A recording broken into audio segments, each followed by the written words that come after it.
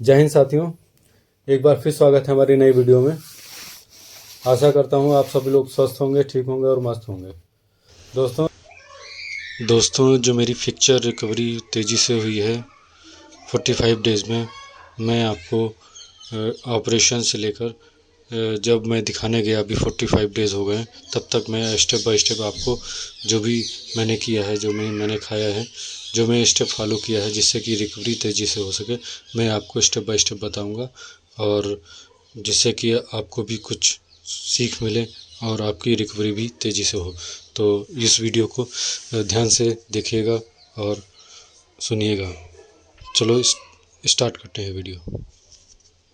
जैसा कि आपने हमारी पहले वीडियो में देखा है कि मेरा एक्सीडेंट 30 जुलाई 2023 को घंटाघर से फुलबाग की ओर आते समय रास्ते में एक्सप्रेस रोड पर सामने से मंझा आ गया मेरी स्कूटी के सामने, जिससे कि मेरी गाड़ी डिसबैलेंस होकर गिर गई। स्कूटी मेरे राइट लेग पर गिरी, जिससे कि मेरा पैर फ्रैक्चर हो गया और मैं उठ नहीं पा रहा था।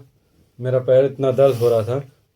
आसपास के लोगों ने मुझे उठाकर किनारे किया सड़क से, और स्कूटी भी किनारे की, क्योंकि स्कूटी के कैप रखी हुई थी मेरे वर्दी की। तो उन्होंने पहचान लिया कि आप स्टाफ के हैं। तो उन्होंने कहा कि फ़ोन करिए घर पे, बताइए कि एक्सीडेंट हो गया। तो मैंने देखा कि मेरा फ़ोन था नहीं, मेरा फ़ोन घर पे ही चार्जिंग पर लगा हुआ था। फिर उन्होंने नंबर मांगा और घर का, तो मैंने बता दिया। उन लोगों ने मेरे घर पे सूचना कर दी कि जो आपके रिलेटिव हैं विजय, उनका एक्सीडेंट हो गया है एक्सप्रेस रोड पे, उनको पास की हॉस्पिटल नॉर्थ एसआर लेके जा रहे हैं दिखाने के लिए, तो और आप भी आ जाइए। तो जो आसपास के लोग थे उन्होंने मुझे उठाया और नॉर्थ स्टार लेकर गए। इमरजेंसी में देखा डॉक्टरों ने, तो वो पूछा कहाँ कहाँ दर्द हुआ। मैंने कहा बहुत तेज़ी से दर्द हो रहा पैर में, और कमर में भी पूछा, तो मैंने कहा कमर में तो नहीं हो रहा है। तो उन्होंने चेक किया, फिर उन्होंने कहा कि आपका एक्सरे होगा और आपको एक्सरे रूम में भेजा जा रहा है। तो मुझे फिर एक्सरे रूम में भेजा गया। वहाँ पे मेरा एक्सरे हुआ, कमर का भी हुआ और पैर का भी हुआ। तो एक्सरे होने के बाद फिर से मैं इमरजेंसी लाया गया, और वहाँ पर डॉक्टरों ने देखा मेरा एक्सरे। उन्होंने बताया कि आपका जो लेग है उसकी टीबिया और फिबुला दोनों ही एंकल से ऊपर टूट चुकी हैं, जिसका, और कमर में जो भी कोई दिक्कत नहीं है। और ये एक्सरे आर्थो सर्जन को भेज रहे हैं। वो आर्थो सर्जन जो अभिषेक त्रिवेदी सर हैं, वो देख के बताएंगे क्या करना होगा। तब तक मेरे घर वाले आ गए, उन्होंने कहा ठीक है सर, और मुझे फिर दर्द का इंजेक्शन दिया गया। और फिर उन्होंने डॉक्टर साहब ने देखा मेरा एक्सरे, जो कि बहुत ही अच्छे डॉक्टर हैं नॉर्थ स्टार के आर्थो के, कहा कि इसमें प्लास्टर नहीं, इसमें सर्जरी करनी ही पड़ेगी जिससे कि जल्दी रिकवर होगा। तो उन्होंने कहा ठीक है, सर्जरी के लिए बोल दिया है। तो फिर मेरे घर वालों ने कहा ठीक है सर्जरी करा दीजिए, ऑपरेशन करा दीजिए। तो फिर मुझे वहाँ पर हॉस्पिटल में एडमिट कर लिया गया। फिर मेरे जो ड्रिप वगैरह जो दवाएं हैं वो चलने लगी। दूसरे दिन 31 जुलाई को मेरा ऑपरेशन हुआ दोपहर 2:30 बजे, जो 1.5 घंटे चला। मेरा ऑपरेशन सक्सेसफुल रहा। मेरे पैर में राड और प्लेट दोनों ही प्लांट कर दी गई, और फिर इसके बाद मुझे वार्ड में शिफ्ट कर दिया गया। वहाँ पर काफ़ी लोग आए मुझसे मिलने के लिए और देखा, हाल चाल पूछा, क्योंकि मुझे शून्य का इंजेक्शन लगाया गया था, जिससे कि मुझे कुछ समझ में नहीं आ रहा था। शरीर का, कमर से नीचे का पूरा शरीर शून्य था, ऊपर का भी हल्का सा था। बस समझ में आ रहा था कि कोई मुझसे पूछ रहा हाल चाल या बोल रहा है, मैं कुछ बोल नहीं पा रहा था।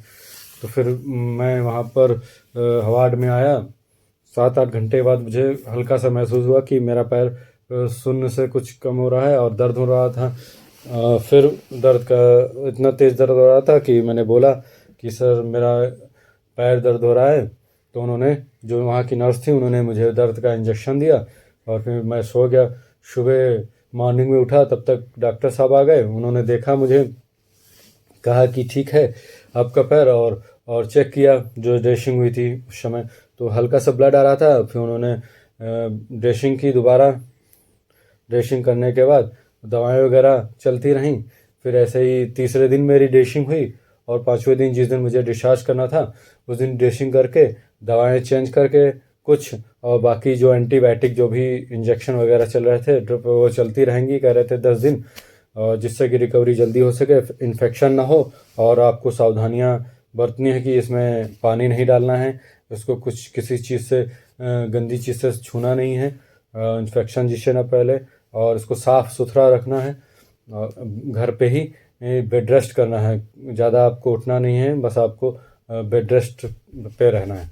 फिर 5 दिन के लिए बाद बुलाया था डॉक्टर साहब ने। फिर मैं 5 दिन बाद गया डॉक्टर साहब के पास, तो उन्होंने फिर से देखा और ड्रेसिंग की, और फिर दिन में मेरे स्टिच रिमूव हो गए और ड्रेसिंग हुई, दवाएं भी चेंज हो गई।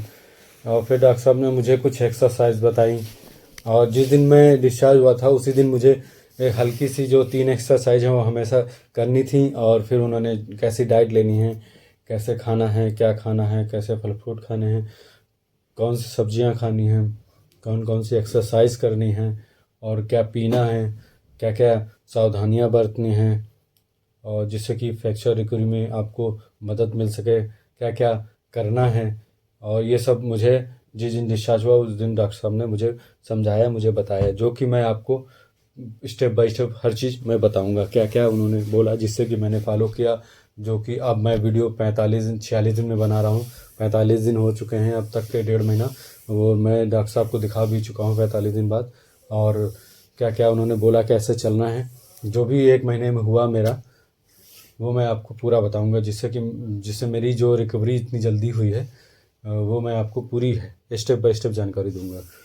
सबसे पहले उन्होंने मुझे ये बताया था खाने में क्या करना है। पेट साफ रहता है तो माइंड भी फ्रेश रहता है, आप पॉजिटिव माइंड सोचते हैं। इसलिए सबसे पहले मैं 2 गिलास गुनगुना पानी पीता था। फिर इसके बाद मैं शाम को जो मेरे घर वाले फुला देते थे, जैसे बादाम हो गए और काजू हो गए, मुनक्का हो गया, किशमिश हो गई, और सिया सीड्स हो गए, और अलसी हो गए, अलसी के बीज हो गए। और जैसे फ्लावर के बीज थे वो मिले नहीं बाज़ार में, मार्केट में थे नहीं अवेलेबल, इसलिए मैंने सनफ्लावर्स के बीज नहीं खाए, उसकी जगह पे अलसी के बीज खाए, जो कि काफ़ी मदद किए। ये ले लिया, सबको भिगो देता था। और जो बादाम था वो 5-6 ले लिए, काजू 5-6 ले लिए, और मुनक्का 5-6 ले लिए, और किशमिश ले लिया 5-6 ले लिया, चिरौंजी ले ली, और ये सब 1-1 चम्मच, और पिस्ता ले लिया, ये भी सब 1-1 चम्मच, 2-2 चम्मच भिगा दिया। और शाम को भिगा दिया। सुबह जो बादाम रहता था उसका छिलका ज़रूर निकाल देते थे, जो कि छिलका पचने में काफ़ी दिक्कत होती है, इसलिए छिलका निकालने के बाद उसको सुबह मैं नाश्ते में शुरुआत, सबसे पहले जो फ्रेश होने के बाद मैं ये सब खाता था, ड्राई फ्रूट्स वगैरह, और जो बीज थे अलसी के बीज थे, और जो चिया सीड्स के बीज थे, ये काफ़ी मदद करते हैं आपको। इसमें कैल्शियम वगैरह भरपूर मात्रा में रहती है, प्रोटीन वगैरह रहती है, जो कि आपकी बोन हड्डी जुड़ने में काफ़ी मदद करती हैं। ये ड्राई फ्रूट्स मैं लेता था पर डे, अब भी ले रहा हूँ, और जो कि काफ़ी मदद करती हैं। और फिर इसके बाद मैं हल्का फुल्का ये करने के बाद, ड्राई फ्रूट्स खाने के बाद नाश्ता वास्ता करता था। और जो एक्सरसाइज थी, एक्सरसाइज करता था। एक्सरसाइज में 45 मिनट जो डॉक्टर साहब ने मुझे बताई थी, वो मैं 45 मिनट डॉक्टर साहब ने जो बताई वो मैं करता था। फिर इसके बाद मैं नाश्ता करता। नाश्ते में मैं पनीर ज़रूर लेता था, पनीर हो गया, और अखरोट हो गया, खजूर हो गया, मखाना हो गया। मखाना मैं दूध में डालकर सुबह नाश्ते में लेता था। और ये सब खाने के बाद मैं कभी कभी दलिया हो गई दूध की, और कभी कभी ओट्स हो गया, ये चीज़ें मैं ज़रूर खाता था नाश्ते के बाद। नाश्ते करने के बाद मैं हल्का सा फिर टहल लिया, वॉकर से बोल दिया था तो डॉक्टर साहब ने, मैं टहलने वॉकर से टहल लिया 10-15 मिनट बाहर। फिर आया और रेस्ट किया। रेस्ट करने के बाद फिर हल्का सा मैंने दोपहर में फिर फुल डाइट ली। डाइट में जैसे मैंने चपाती हो गई, हरी सब्जियां हो गई, दालें हो गई, हल्का सा चावल हो गया, ये सब मैं फुल डाइट करता था। लेकिन चपाती 2 जैसे 4 खाता था, फिर मैं उसको कम कर दिया जिससे वेट ना बढ़े। 2 या 3 मैं चपाती लेता था।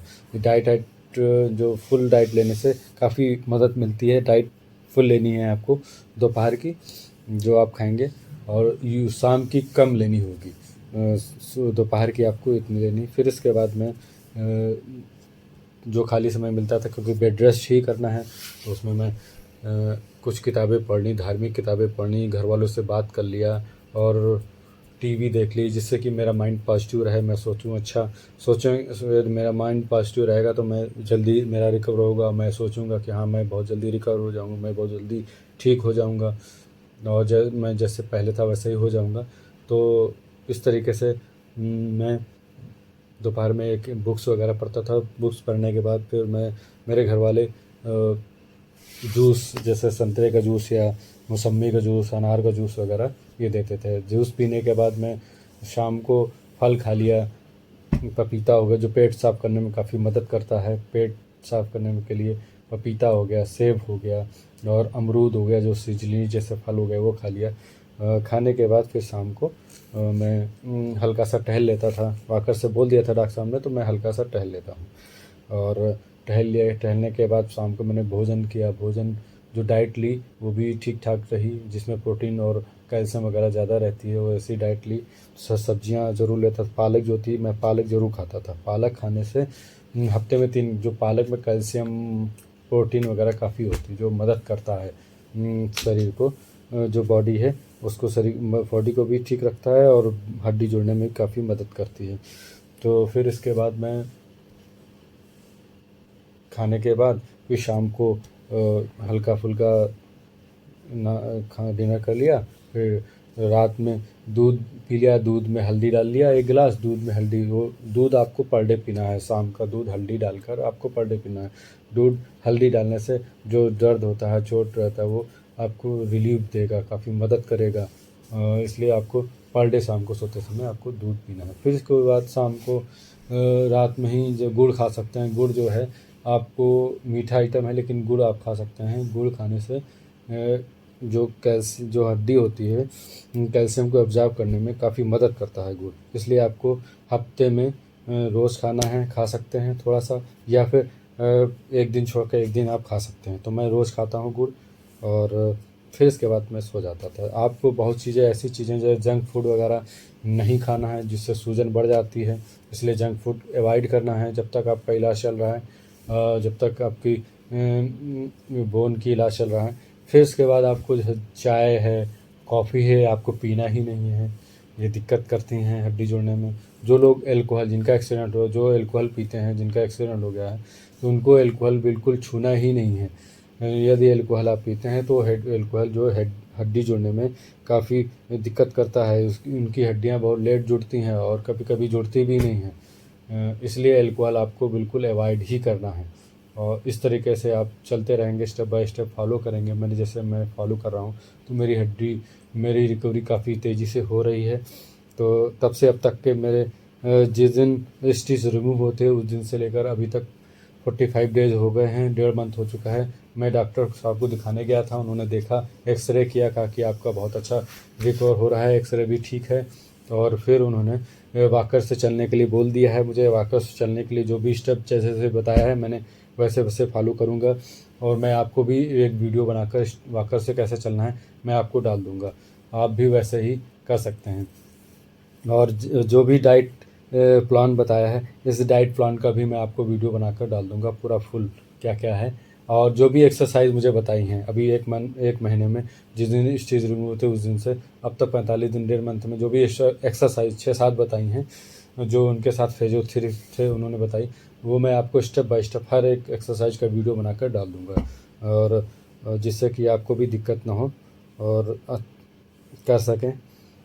इस तरीके से मैंने अभी तक 45 दिन हो चुके हैं फॉलो किया, काफ़ी अच्छा रिकवर हुआ है मेरा और पॉजिटिव माइंड रहा हूँ अब तक। वॉकर से बोला है तो वॉकर से मैं चलूँगा। तो मैं वीडियो भी आप देख सकते हैं कि वॉकर से ही चल रहा हूँ, आप देख रहे हैं वीडियो के अंदर। इसलिए आपसे ही कहना चाहता हूँ कि आप लोग परेशान ना हों और कोई दिक्कत नहीं होती है, क्योंकि ये कोई बीमारी नहीं है। ये तो एक आप एक्सीडेंट हो गया आपके शरीर में कि बोन, एक हड्डी टूट गई, बस ये तो कोई बीमारी नहीं है, तो ठीक हो जाएंगी। बस आपको पॉजिटिव माइंड रखना है कि हाँ मैं जैसे पहले था वैसे ही हो जाऊंगा, इसलिए। और इस तरीके से आपको सोचना है, आप ठीक हो जाएंगे, कोई दिक्कत नहीं है।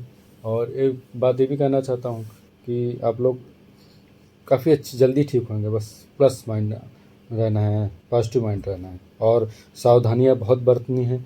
कोई ऐसी चीज़ नहीं खानी जिससे कि इन्फेक्शन हो, जिससे कि कोई दिक्कत हो। इसलिए स्टेप बाय स्टेप आपको फॉलो करते रहना है। और आपका वीडियो अच्छा लगे तो लाइक कर दीजिएगा। मेरे वीडियो में, मेरे चैनल में नए हो तो सब्सक्राइब कर दीजिएगा और शेयर कर दीजिएगा मेरे वीडियो, जिससे कि हमारे जैसे लोगों को ये वीडियो देखें तो उनको भी अच्छा लगे और उनको भी कुछ जैसे मेरी रिकवरी हुई उनको भी कुछ समझ में आए कैसे क्या करना है, क्या स्टेप फॉलो करना है। और इस तरीके से जो भी है वीडियो में अगली वीडियो में अपलोड कर दूँगा, जो भी वीडियो मैं बनाऊँगा इस तरीके से। और मैं यहाँ से अपना वीडियो समाप्त कर रहा हूँ। जय हिंद सभी साथियों को।